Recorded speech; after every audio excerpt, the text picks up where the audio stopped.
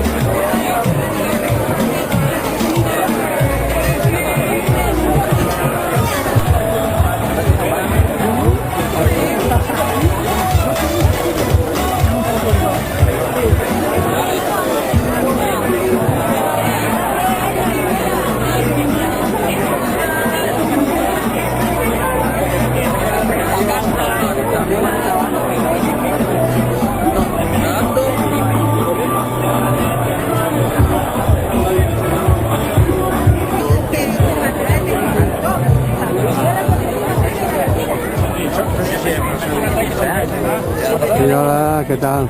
Ya.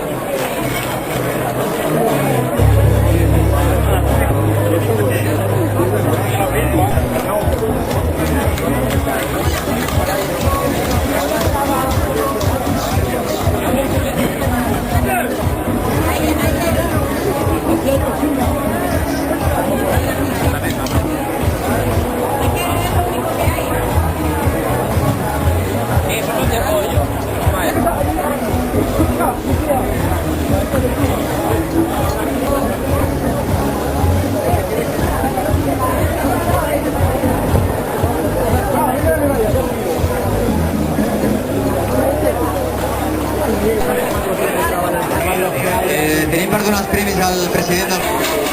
Que lo dé todo el presi, pues venga. Anem cridant, curses infantils. Categoria juvenil, feien una milla. Tercer classificat, Gerard de la Piedra, del Club Atletismo Canovelles. Que aquí son de correr, luego los ponemos de colaboradora. Esta es la tercera. I la campiona según la Yasmina Mesa, del Club Atletismo Canovelles. Un temps de 5.58 que suposen un nou rècord del club juvenil. Ya, que haga la gente.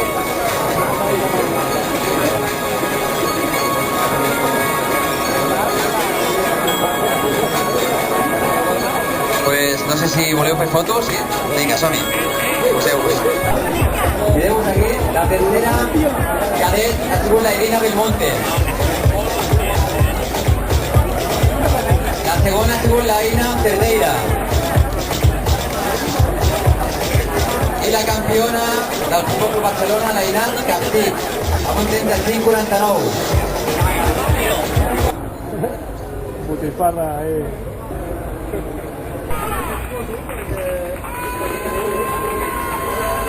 ¿Dónde se hace